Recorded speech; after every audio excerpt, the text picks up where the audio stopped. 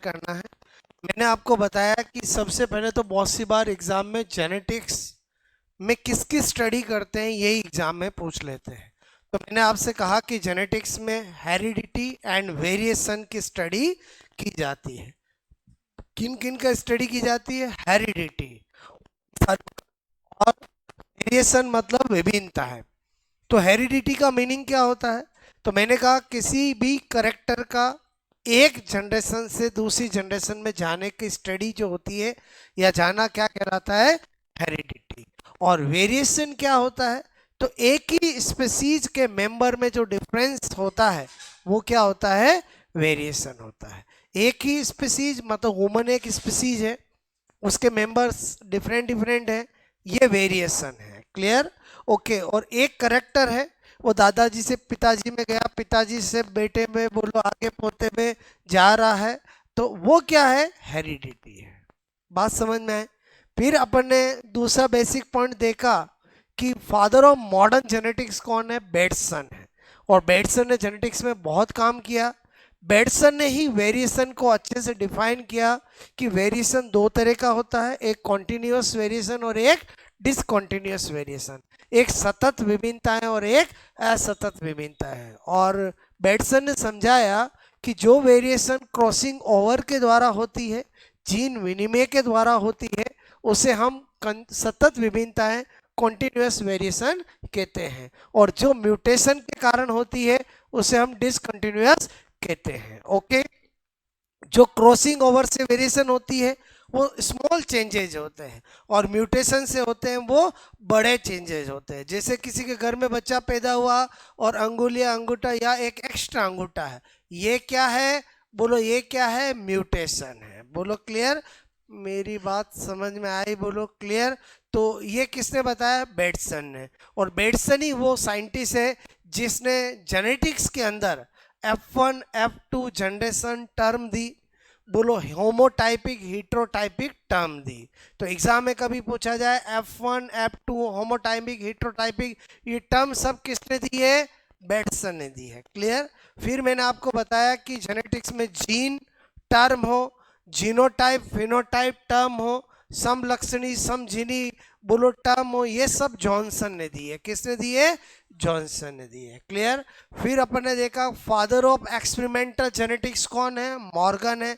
Morgan ने अपने experiment किस पे किए? ड्रोसोपिला पे किए। ड्रोसोपिला क्या होती है? क्वीन ऑफ जेनेटिक्स होती है। क्लियर? फिर अपन ने देखा कि फादर ऑफ जेनेटिक्स कौन है? मेंडल है। ओके। और मेंडल एक ऐसा पर्सन, ऐसा साइंटिस्ट है जो जब तक जिया बोलो किसी ने उसको ज़्यादा तवज्जो नहीं दी और वो खुद जेनेटिक्स का फादर है ये उसको पता ही नहीं है। क्यों? क्योंकि उसकी डेथ के 36 ईयर बाद फादर बनाया गया। बात समझ ना? तो इसीलिए मेंडल ग्रेट मैन है और जेनेटिक्स का पूरा बेस ही मेंडलिज्म है। और हम पहला क्या स्टार्ट करने जा रहे हैं? मेंडलिज्म। और फिर क्या पढ़ेंगे? Post Mendelism. मतलब जेनेटिक्स में दो पार्ट स्टडी किए जाते हैं, एक मेंडल ने जो बताया मेंडलवाद। क्लियर? और एक मेंडल के बाद में जो स्टडी हुई उसे हम पोस्ट मेंडलिज्म कहते हैं। क्लियर? तो मेंडलिज्म फिर भी हम बचपन से पढ़ते आते हैं, पोस्ट मेंडलिज्म के फंडे कम क्लियर रहते हैं, यहाँ तक कि मेंडलिज्म के भी इतने क्लियर नहीं होते। जब मैं अभी आपको पढ़ाऊंगा और हम 2-3-4 दिन में मेंडलिज्म पढ़ेंगे तो बहुत सारे ऐसे कॉन्सेप्ट्स होंगे जो आपको मतलब सही से पता नहीं होंगे। क्लियर? तो स्टार्ट करते हैं। ये अभी मैंने रिवाइज किया, ये तो मैंने कल जस्ट जनरल इंट्रोडक्शन दिया था। और हम क्या पढ़ने जा रहे हैं? मेंडलिज्म। क्या पढ़ रहे हैं? बोलो मेंडलिज्म। क्लियर? मेंडलवाद। ओके। और मेंडलिज्म जब पढ़ते हैं तो पहले मेंडल के बारे में सारी बातें जानते हैं। बोलो चाहे एग्जाम में पहले तो बहुत पूछा जाता था, अब नहीं पूछा जाता, फिर भी हमें पता होना चाहिए मेंडल का बर्थ कब हुआ, डेथ कब हुई, डेथ का कोज क्या है, मेंडल ने कब काम किया, कहाँ काम किया, कितने साल काम किया, किस पे काम किया। इनसे बहुत सी बार एग्जामों में क्वेश्चन पूछ लिए जाते हैं। मेंडल के कितने लो है, लो के नेम क्या है, मेंडल बोलो किस डिजीज से उसकी डेथ हो गई थी और बाद में किसने मेंडल के लो को वापस बताया। ये सारी जो हिस्ट्री है वो बहुत इंपॉर्टेंट है। क्लियर? तो अगेन हम कैसे पढ़ेंगे यहाँ पर 1 2 3 करके, क्लियर। तो 8-10 बातें बताऊंगा, फिर नोट करना, क्लियर। तो मैंने कहा सबसे पहले जो भी बात कर रहे हैं वो किसकी बात कर रहे हैं, मेंडल की। मेंडल का बर्थ हुआ था बोलो 1822 में, 22 जुलाई 1822 को, यानी 1822 के अंदर मेंडल का बर्थ हुआ था, क्लियर। उसके बाद मेंडल की जो डेथ हुई थी वो 1884 में हुई थी। इसका मतलब इससे मुझे पता चल रहा है कि लाइफ स्पान, क्लियर, बोलो मेंडल का जीवन काल कितना रहा, तो आप कहोगे 62 ईयर्स का रहा। कितने साल का रहा, बोलो 62 ईयर्स, क्लियर, ओके। बोलो उसके बाद मेंडल का जो वर्किंग टाइम पीरियड है, ठीक है, वर्किंग पीरियड जिसमें मेंडल ने जम के काम किया, क्लियर, वो है 1856 टू 1863, क्लियर। बट मेंडल की किस्मत अच्छी नहीं थी कि 1859 के अंदर बोलो इसके बीच में डार्विन बड़ा फेमस हो गया था। कौन फेमस हो गया था, डार्विन। और उसने एक किताब लिखी थी ओरिजिन ऑफ स्पीसीज। तो सारे साइंटिस्ट, सारे जितने भी थे बोलो उन सब का ध्यान डार्विन पे ही था। तो मेंडल के बोलो रिजल्ट, मेंडल के जो एक्सपेरिमेंट है उन पे किसी का ध्यान गया ही नहीं। और मेंडल की सोच, मेंडल का दिमाग अपने समय से बहुत आगे चलता था, क्लियर। तो ये टाइम वर्किंग पीरियड, बोलो वर्किंग पीरियड का मतलब समझ जाओगे, बोलो कि मेंडल ने काम कब कब कहाँ तक किया, 1856 से 1860 ईयर। तो कितने साल काम किया, 8 ईयर, बोलो 8 साल जम के काम किया।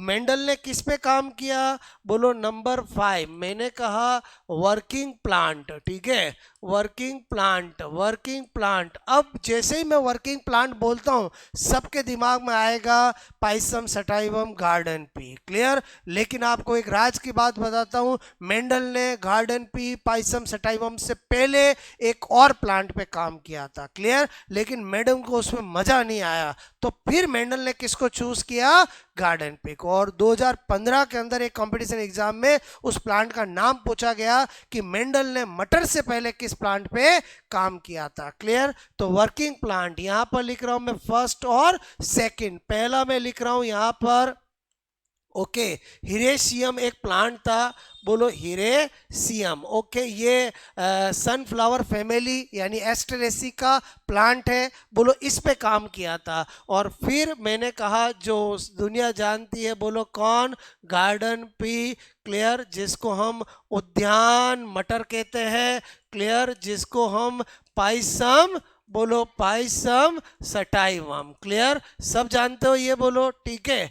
तो ये मैंने ऐसा क्यों लिखा, बात समझ में आए। तो आपको अगर पूछा जाए कि बोलो ये फर्स्ट, ठीक है, और ये सेकंड, और मेनली किस पे काम किया, तो बोलो कौन सा है, गार्डन पे। बात समझ में। 2015 के अंदर ये क्वेश्चन पूछा गया कि मेंडल ने मटर से पहले किस प्लांट पे काम किया था। और डेफिनेटली जब मटर से पहले पूछा है तो ये वाला ऑप्शन तो देंगे ही नहीं, बोलो अरे समझे समझे, बोलो क्लियर। तो मेरे कहने का मतलब किस पे किया था, हिरेशियम पे किया था, क्लियर। बहुत ही अनकॉमन नाम है जो जनरली नहीं पता रहता है। ये किसका मेंबर है, तो मैंने कहा सनफ्लावर फैमिली एस्ट्रेसी का मेंबर है। और मटर तो सब जानते ही है, बोलो क्लियर, ओके। लेग्यूमिनेसी का मटर किसका है, बोलो लेग्यूमिनेसी। ये लेग्यूमिनेसिन सोलेनेसिन कुछ होती है, बोलो क्या होती है, बोलो प्लांट की फैमिलीज होती है, क्लियर, ओके। तो इसको तो खाली ध्यान रखना है,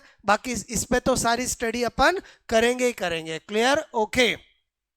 तो यहां पर मैंने जो फिफ्थ पॉइंट लिखा वो समझ में आया, बोलो वर्किंग प्लांट कौन सा था मेंडल का। अगर ये नाम ही नहीं हो तो हमारा दिल दिमाग में रहता है क्या, बोलो उद्यान मटर, गार्डन पी, जिसको पाइसम सटाइवम, या इसी को में बहुत सारे नाम है, बोलो पी प्लांट, और कुछ भी लिखा हुआ ऑप्शन में चलेगा, बोलो ओके। कभी ऐसा कभी ऐसा कभी ऐसा, एक ही बात है, क्लियर, ओके। उसके बाद अगर बात करें नंबर 6, ठीक है, 6 की बात करें, मेंडल की डेथ कब हुई, बोलो 18 1884 में मेंडल ने काम किया, जम के काम किया। मेंडल बहुत होशियार था, हर रिजल्ट अपने बोलो जो भी रिजल्ट अपने एक्सपेरिमेंट के आता उनको बोलो लिख लिख कर अलग अलग यूनिवर्सिटीज में प्रोफेसर को सबको भेजता, क्लियर, छोटे मोटे पेपर में भी छपवाता। लेकिन किसी का ध्यान मेंडल के रिजल्ट पे गया ही नहीं, और किसी का गया तो उसको समझ में ही नहीं आया। क्यों? क्योंकि मेंडल के जो रिजल्ट थे वो सारे मैथ्स में लिखता था। किस में बोलो? मैथमेटिक्स में। जो हम एक दो क्लास के बाद जब मेंडल की बोलो मोनो हाइब्रिड डाई हाइब्रिड पढ़ाऊंगा तो पूरा मेंडल कैसे रिजल्ट बनाता था वो आपको मैं बताऊंगा। तो बायोलॉजी वालों का मैथ्स तो वैसे ही कमजोर होता है, बोलो क्लियर मैं क्या बोल रहा हूँ, समझ में आया? तो आप सोचो once upon a time professor के हाथ में मेंडल के रिजल्ट आते तो उनका ध्यान दिया ही नहीं, मेंडल गुमनामी में खो गया। मेंडल जो है उसकी 1884 के अंदर ब्राइट डिजीज से डेथ हो गई। किस डिजीज से डेथ हुई? Bright disease. ये ब्राइट डिजीज क्या होती है? स्ट्रेप्टोकोकस एक बैक्टीरिया होता है, उसका इन्फेक्शन हो गया। किसको बोलो? मेंडल को। मेंडल की किडनी में इन्फेक्शन हो गया, क्लियर, और बोलो मेंडल की डेथ हो गई। और इसका नाम ब्राइट डिजीज क्यों होता है? क्योंकि जिसको ये डिजीज होती है, जिसको ये इन्फेक्शन होता है, उसका यूरिन चमकीला ब्राइट निकलता है, इसलिए इस डिजीज का नाम क्या है? Bright disease. तो यहां पर मैं क्या लिख रहा हूं? बोलो cause clear for Mendel death, clear, Mendel death, clear, मैंने कहा मेंडल डेथ, ओके। यहां पर मेंडल की मृत्यु, बोलो मृत्यु का कारण। कभी भी आपको पूछा जाए क्या किसी ने धोखा दिया क्या? बोल ही नहीं रहे। मेंडल को किसी ने धोखा नहीं दिया, क्लियर। मेंडल की मृत्यु क्यों हुई थी? हार्ट फेल होने से हुई थी क्या? नहीं। किससे हुई थी बोलो? मैंने कहा किससे हुई थी बोलो? ब्राइट डिजीज से। किससे हुई थी बोलो?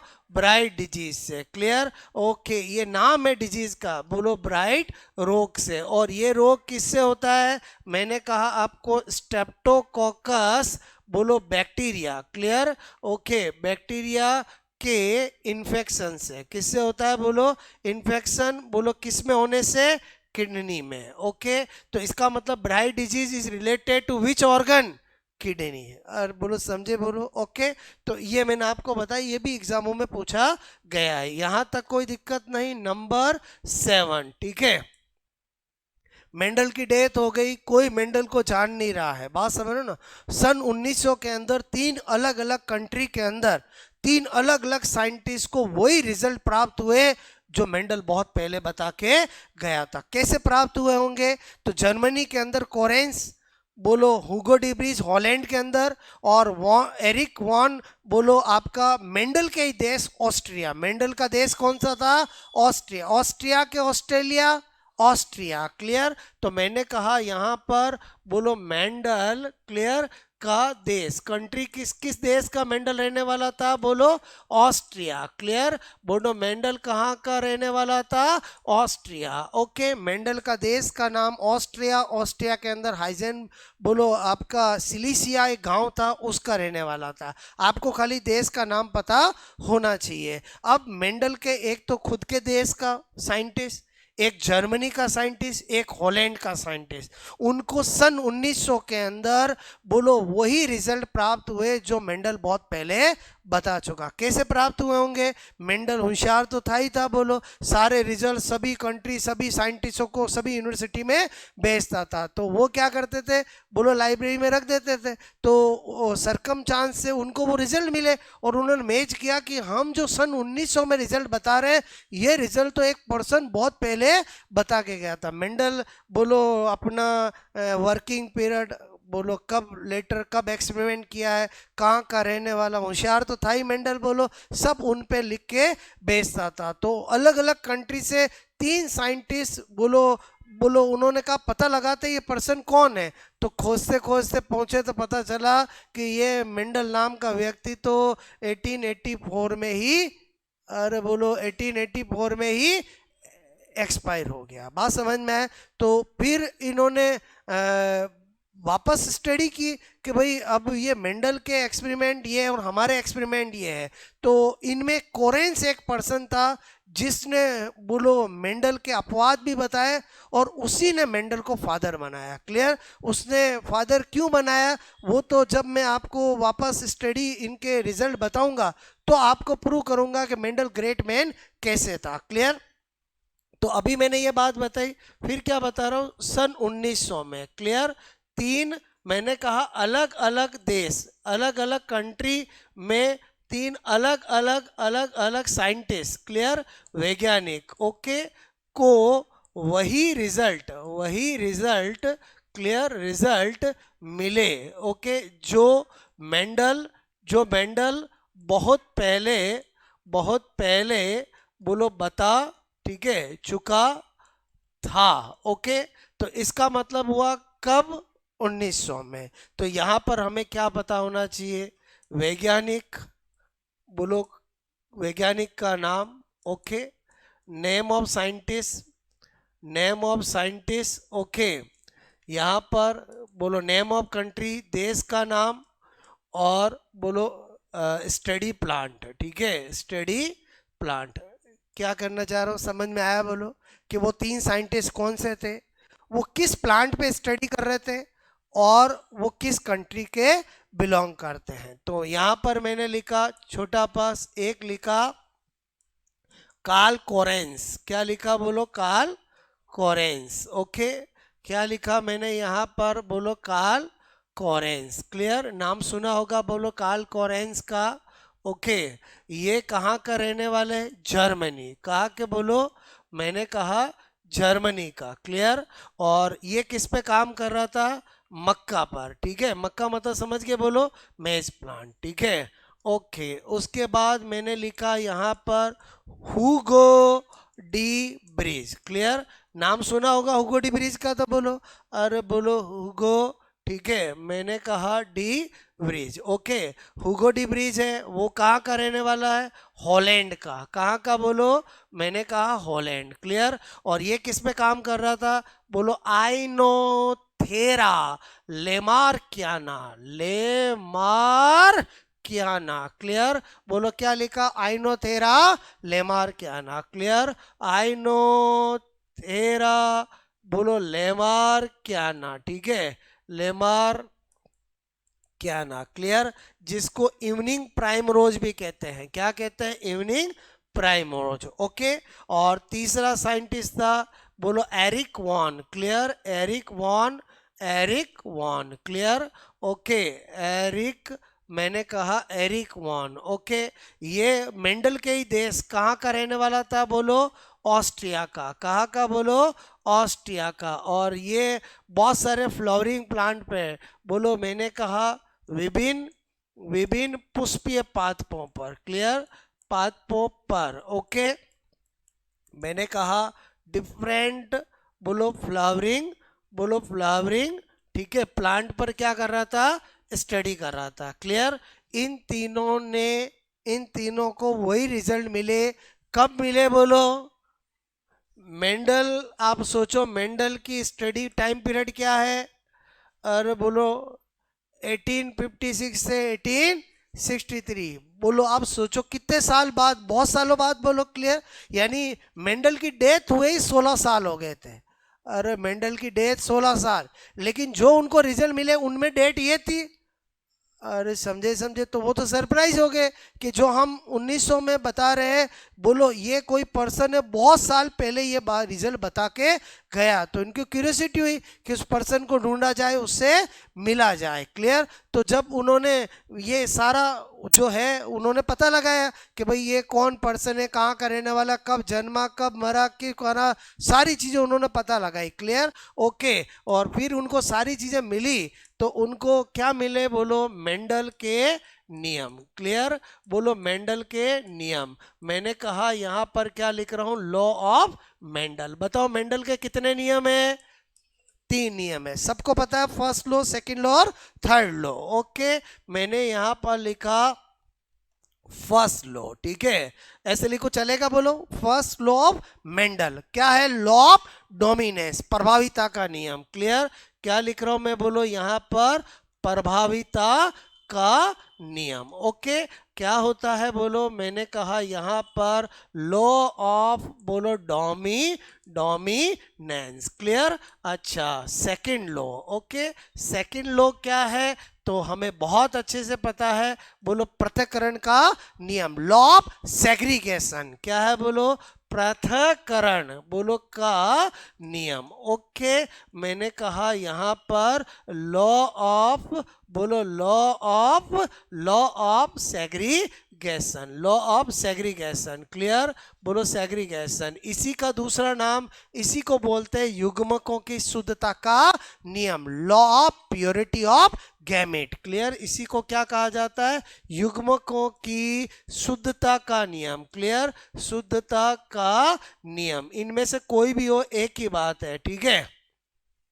लॉ ऑफ, मैंने कहा प्योरिटी ऑफ बोलो गैमेट्स। क्लियर, ये और ये एक ही बात है। और थर्ड लॉ, जो थर्ड लॉ है वो सब जानते हैं क्या है, स्वतंत्र अपव्यूहन का नियम। ओके, तो मैंने कहा यहाँ पर law of independent. Clear, okay, मैंने कहा लॉ ऑफ इंडिपेंडेंट बोलो independent. Clear, okay, independent. Okay, assortment. Clear, assortment बोलो, नाम सुना नहीं सुना बोलो, law of independent assortment. Clear, ये तीन नियम किसके हैं बोलो, मेंडल के। क्लियर, मैंने आपको 9 बातें बताई है, ठीक है। अब मैं 4 क्वेश्चन पूछ रहा हूं, पहले आप उनका आंसर देना, फिर हम आगे कहानी को बढ़ाएंगे। क्लियर, अभी हम क्या कर रहे हैं, मेंडलिज्म पढ़ रहे हैं, तो पहले मेंडल के बारे में थोड़ी बातें जान रहे हैं। क्लियर, तो आपको क्वेश्चन पूछा जाए, मेंडल के नियमों की पुनः खोज। Clear, rediscovery of Mendel law. Clear, पुनः खोज बोलो किस शताब्दी, क्लियर सेंचुरी, ओके, में हुई। ये बहुत बार एग्जाम में क्वेश्चन पूछा गया है। बोलो पुनः खोज मतलब आप समझ गए, यहाँ पर ऐसा लिख दो शॉर्ट में, rediscovery of Mendel law in which century. Clear, option में आता है 18वीं, बोलो 19वीं। क्लियर, बोलो 20वीं और 21वीं। क्लियर, एक क्वेश्चन, ठीक है। दूसरा क्वेश्चन बोलो मेंडल, ठीक है, मैं 4 लिख रहा हूं, फिर आपको ओपिनियन लूंगा मैं। मेंडल ने बोलो कार्य किस शताब्दी, ओके, सेंचुरी में किया, ठीक है। पहला ऑप्शन 18वीं। क्लियर, बोलो 19वीं, ठीक है, बोलो 20वीं और 21वीं। चलो पहले इन्हीं का आंसर जान लेते हैं। क्लियर, ये दोनों क्वेश्चन बहुत बार एग्जाम में पूछे गए हैं। क्लियर, तो फर्स्ट क्वेश्चन पढ़ लिया सबने, अपना अपना आंसर सोच लिया बोलो। क्लियर, ओके, मेंडल के नियमों की पुनः खोज किस शताब्दी में हुई, ए किसी का आंसर, ए, बी किसी का आंसर, बी, ओके, हाथ मतलब यूं होना चाहिए, गलत हो या सही हो, कॉन्फिडेंस कंपटीशन एग्जाम में बहुत जरूरी है। मैं क्या बोल रहा हूँ समझ में आया बोलो, कॉन्फिडेंस नहीं होता तो क्या होता, करूँ कि नहीं करूँ, करूँ, ऐसा नहीं होना चाहिए। क्लियर, बोलो ए किसी का, भाई हम सीख रहे हैं ना, या तो सही होगा या गलत होगा, सही होगा तो अपने आप को शाबाशी दे देना, और गलत हो जाए तो आगे ध्यान रखना। ओके, ए किसी का, बी, ओके, सी, डी, ओके, बोलो बी में भी हाथ खड़े हुए, सी में भी खड़े हुए, आ जाते हैं इधर, अभी बताऊंगा। बोलो क्योंकि दोनों कनेक्ट है आपस में, और दोनों क्वेश्चन क्या है, कनेक्ट है। मेंडल ने अपने कार्य किस शताब्दी में किए, बोलो ए किसी का, ए, ओके, बी, सी, डी, देखो इसमें ए ने भी बहुत हाथ खड़े किए, बी में भी। इसका आंसर क्या है 20 और इसका आंसर क्या है 19। क्लियर, और इन दोनों को समझने के लिए मैं आपसे पूछूं, अभी कौन सी शताब्दी चल रही है, कौन सी चल रही है, 21वीं। 21वीं चालू कब हो गई थी, 2000 से। अरे समझे समझे, इसका मतलब 1900 आते ही कौन सी शताब्दी चालू हो गई? 20वीं। अरे समझे नहीं समझे बोलो। तो इसका मतलब यहाँ पर आंसर क्या होगा? 20वीं। और मेंडल ने काम किया था 1856 से 63, मतलब शताब्दी कौन सी थी उस समय? 19वीं। बोलो बात समझ में आए? ओके। फिर क्वेश्चन पूछ रहा हूं नंबर 3। वंशागति का प्रथम नियम, ठीक है, समझ के बोलो question. First law of heredity, ठीक है, A B C D. Okay, पहला लिखा मैंने, बोलो पृथक्करण का नियम, ठीक है। दूसरा लिखा मैंने यहां पर प्रभाविता का नियम, ठीक है। तीसरा लिखा मैंने यहां पर स्वतंत्र अपव्यूहन, ठीक है, का नियम। और फिर लिखा अप्रभाविता का नियम। ओके, इंग्लिश में आप समझ गए होंगे। Law of segregation, law of dominance, clear, law of independent, बोलो असॉर्टमेंट, ओके, और लॉ ऑफ इन, बोलो आपसे मैं कह रहा हूं, ठीक है, incomplete dominance, clear, okay. Question number 3 समझ में आया बोलो? ऐसे ही मैंने कहा question number 4, clear, okay. Question number 4, बोलो वंशागति, ठीक है, वंशागति का सेकंड लॉ, ठीक है, द्वितीय नियम, बोलो द्वितीय नियम, ठीक है, ओके। और ऑप्शन है पहला सह प्रभाविता का नियम, सह प्रभाविता, क्लियर, आगे जाके सब पढ़ेंगे हम। बोलो लॉ ऑफ कोडोमिनेंस, क्लियर, बोलो law of codominance, clear, okay. दूसरा लिखा मैंने, बोलो युग्मकों की शुद्धता का नियम, okay, law of purity of gametes, clear. तीसरा लिखा स्वतंत्र अपव्यूहन का नियम, okay, law of clear, law of, बोलो इंडिपेंडेंट असॉर्टमेंट, शॉर्ट में लिखो चलेगा, बोलो ओके। और डेफिनेटली डी क्या होगा? प्रभाविता, ठीक है, का नियम। लॉ ऑफ मैंने कहा डोमिनेंस, ठीक है, ओके। अब ये मैंने 2 क्वेश्चन फिर लिखे आपको, अपना अपना आंसर सोच लिया, बोलो ओके। बचपन से हमने पढ़ा है, बोलो question number 3 first law of heredity, बोलो ए किसी का आंसर, बी किसी का आंसर, ओके। आंसर देने में कंजूसी नहीं होनी चाहिए। मैंने क्या कहा, एक ओपिनियन जरूर देना है। अगर क्लास में हो तो इंटरेक्शन जब तक नहीं होगा तब तक आप सीखोगे नहीं, क्लियर। सी किसी का, डी किसी का, मैक्सिमम का आंसर बी, ओके। अभी मैं बताऊंगा आपको बी है कि नहीं है। बोलो क्वेश्चन नंबर 4 का answer A B C D, A किसी का, बी सी डी, ओके। इसका आंसर है ए, इसका आंसर है सी। आप कहोगे सर ये तो आपने सारी गणित ही बदल दी हमारी। बोलो बात समझ में। तो अब सुनो मैं क्या बताना चाह रहा हूं। यहां मैंने कहीं मेंडल लिखा है क्या? अरे मैंने कहीं मेंडल लिखा है क्या?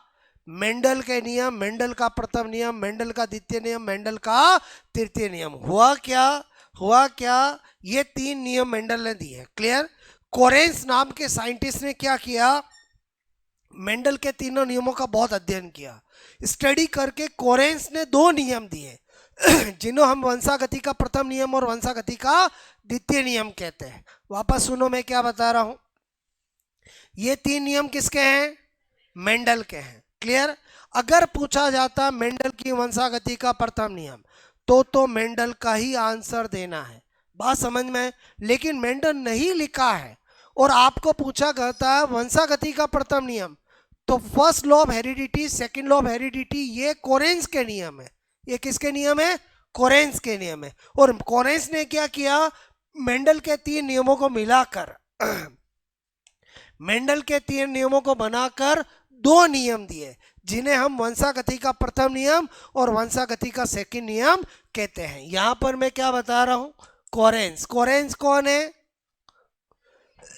जर्मनी का वैज्ञानिक। ओके, बोलो Carl Correns. Okay, Carl Correns ने मेंडल के तीन नियमों, थर्ड बोलो तीन नियमों, तीन नियमों को मिलाकर मिलाकर अपने दो नियम, क्लियर, दो नियम दिए। ठीक है? ओके, जिन्हें हम क्या कहते हैं?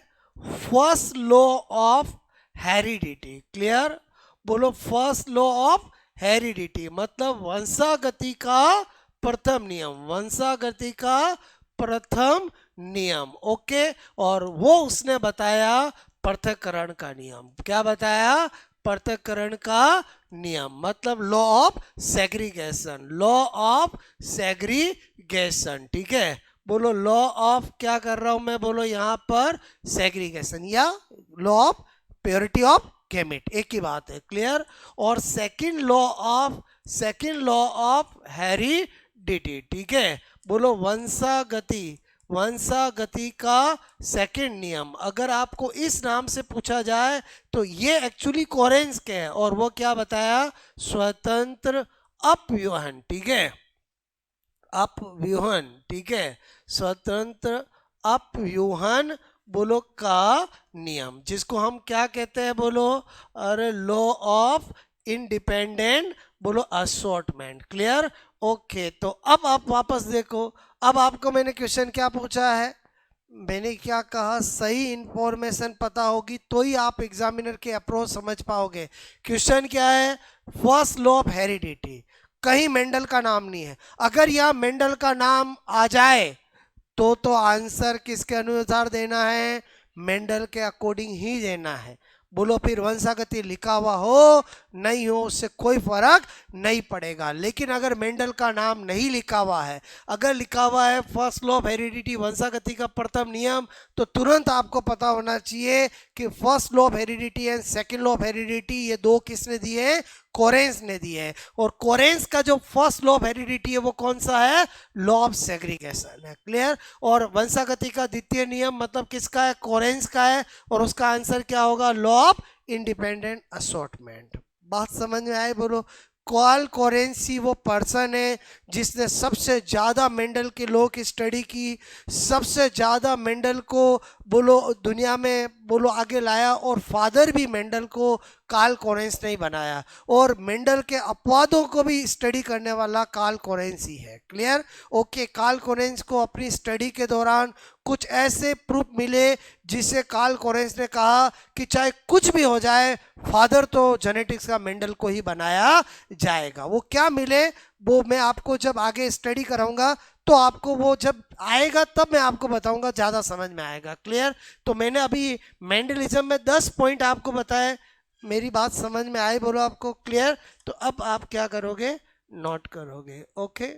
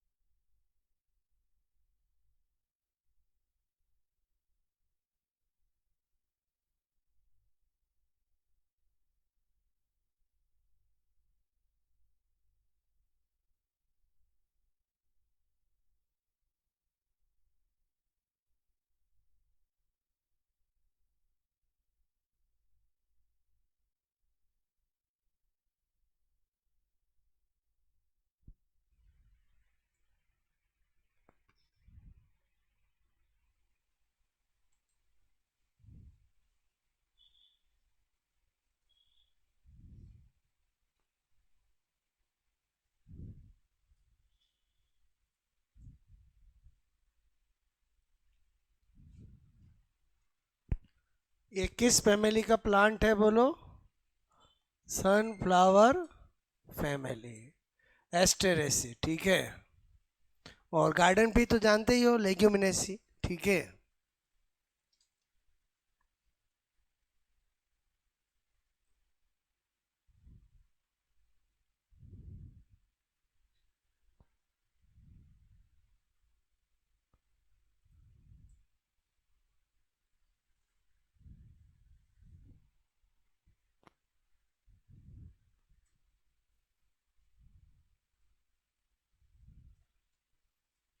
ये एडसीएम 2015 के अंदर कंपटीशन एग्जाम में पूछा गया है, क्लियर? ओके। जब भी कभी पेपर टफ बनाना होता है एग्जामिनर को, तो वो ऐसी चीजें पूछता है जो बहुत कम को पता हो, ठीक है।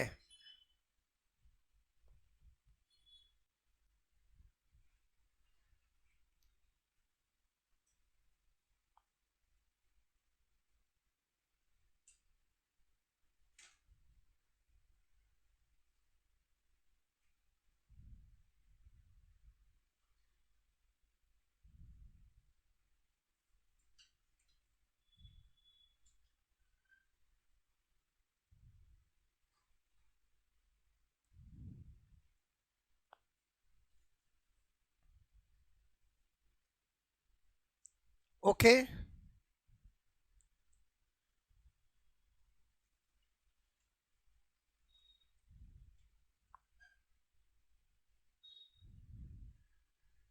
कौन सा बैक्टीरिया का संक्रमण हुआ था बोलो?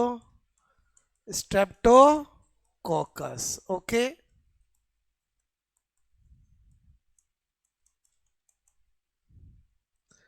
कौन से ऑर्गन में बोलो? किडनी। और डिजीज का नाम क्या है? Bright disease, clear? ओके। हटा दूं मैं बोलो? कंट्री ऑफ मेंडल कौन सी है बोलो? Austria, clear.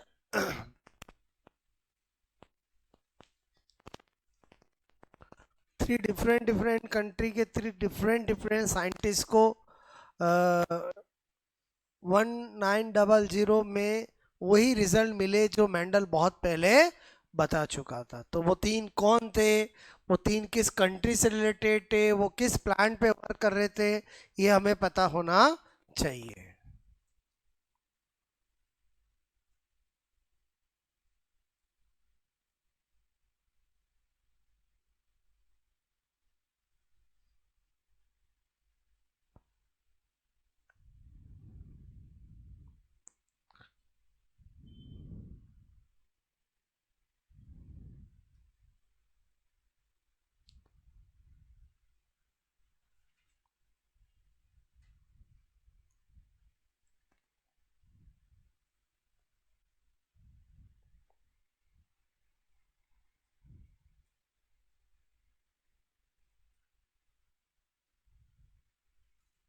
क्या नोट बोलो?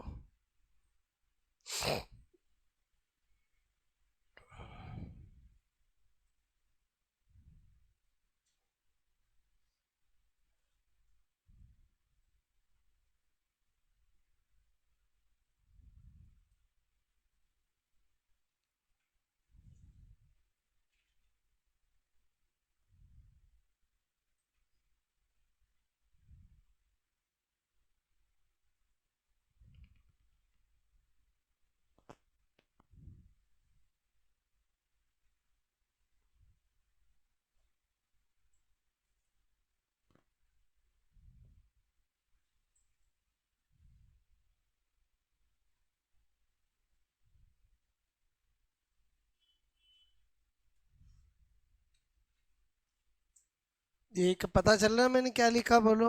ओके। ये क्या लिखा? Carl Correns. ये क्या लिखा? हुगो डी ब्रिज, नाम सुना है बोलो? ये क्या लिखा? Erich von.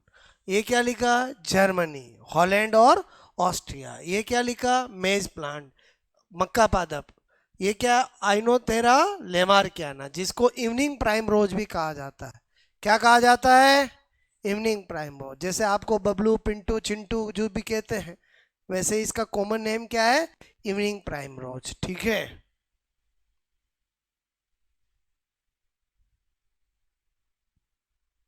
मतलब ऐसा नहीं रोज शाम को ही गुलाब देता है। अरे कॉमन नेम का कोई ऐसे ध्यान रखना पड़ता है। इवनिंग प्राइम रोज, ठीक है। आइनो तेरा लेमार क्या ना, ये तो साइंटिफिक नेम है। इसका कॉमन नेम होता है इवनिंग प्राइम रोज। क्लियर। और डिफरेंट फ्लावरिंग प्लांट, विभिन्न पुष्पीय पात्रों पर। क्लियर। ओके।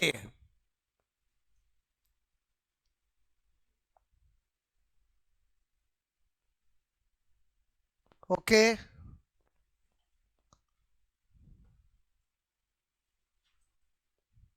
ये सब हम क्यों स्टडी कर रहे हैं? ताकि हमें पता चले कि मेंडल जब तक जिया, मेंडल के रिजल्ट, और आज हम जो भी आगे पढ़ने वाले हैं वो मेंडल ने जब बताया तब फेमस नहीं हुआ मेंडल।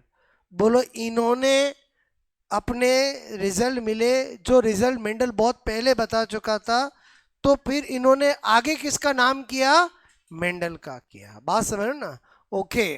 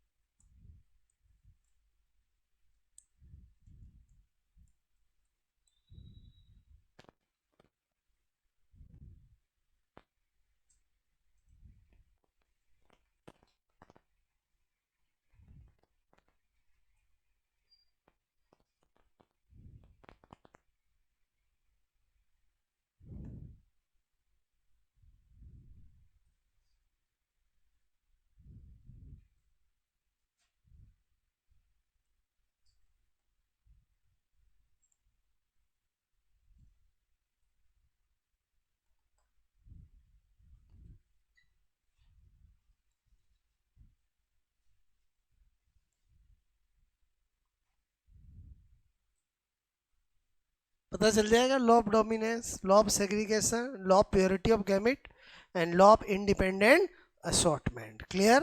ओके। प्रभाविता का नियम, पृथक्करण का नियम, या उसी को बोलते हैं युग्मकों की शुद्धता का नियम, और law of independent assortment. Clear. ये सारे चीज़ें हमें समझ में आएगी जब हम मोनो हाइब्रिड में ये दोनों समझ में आएंगे, डाई हाइब्रिड में ये समझ में आएंगे। क्लियर। ओके।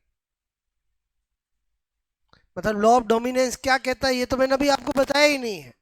अरे बोलो, ये तो मैं मेंडल ने काम किया वो काम करके बताऊंगा तो पता चलेगा कि मेंडल लॉ ऑफ डोमिनेंस का मतलब क्या बताना चाह रहा है। क्लियर।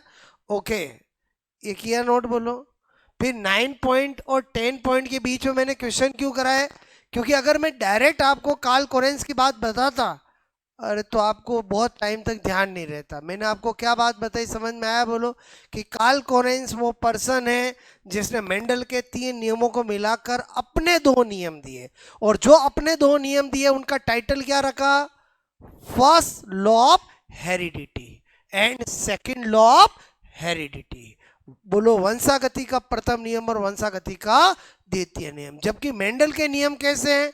मेंडल का प्रथम नियम, मेंडल का द्वितीय नियम और मेंडल का तृतीय नियम। क्लियर। और फिर भी एग्जाम में अगर आ जाए मेंडल का वंशागति का प्रथम नियम, मेंडल नाम आ जाए, तो किसका आंसर देना है? मेंडल का ही देना है। क्लियर। लेकिन मेंडल नहीं हो तो आपको ध्यान रखना है कि कार्ल कोरेंस का आंसर देना है। ओके। और ये वाला तो समझ में आ गया। बोलो आपको क्लियर कि वर्क जब किया था तब कौन सी सेंचुरी, कौन सी शताब्दी चल रही थी? 19वीं। बोलो। और सन 1900 में वापस रीडिस्कवरी हुई, तो 1900 होते ही शताब्दी सेंचुरी कौन सी आ गई? 20वीं। ऐसे है। क्लियर। बहुत सिंपल इजी चीज है, बट कभी कभी एग्जाम में क्या होता है, मिस्टेक हो जाती है। ठीक है।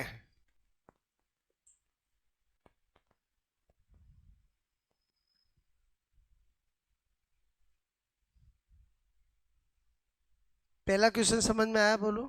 Race discovery of Mendel in which century? Clear? Okay. 18, 19, 20 और 21।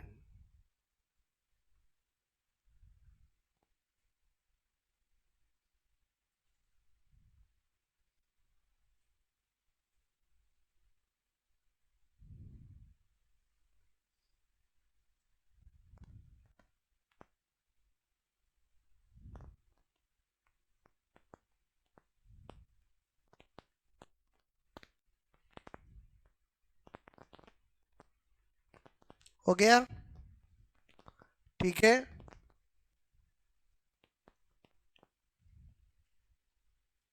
हो गया?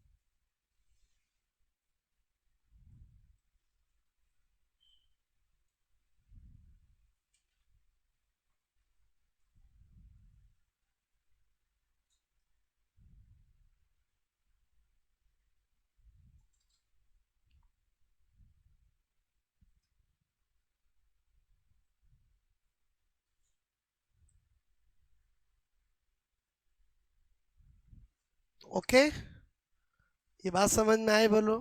और ये जो का आंसर ये गया, उसका पॉइंट नंबर 10 बताया मैंने आपको, ठीक है? हो गया ये नोट? बोलो।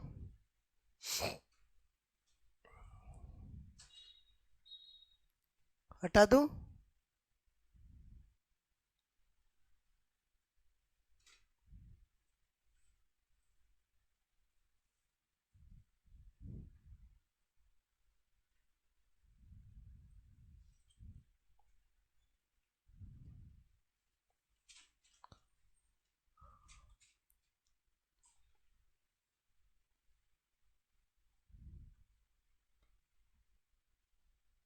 ओके।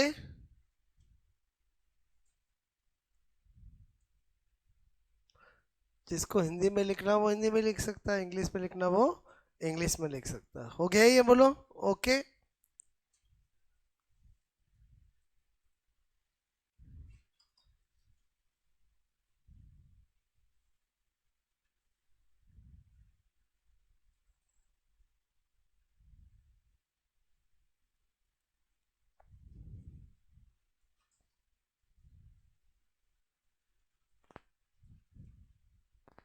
ओके, यहाँ तक कहानी समझ में आई? बोलो आपको। ओके। मतलब मेंडलिज्म ही हमने स्टार्ट किया। मेंडलिज्म में बहुत सारी चीजें मैं आपको मेंडल की बताऊंगा। Clear? Okay. Monohybrid cross, dihybrid cross, Mendel कैसे काम करता था, मेंडल की टर्मिनोलॉजी, सारी चीजें हम पढ़ेंगे। क्लियर? ओके।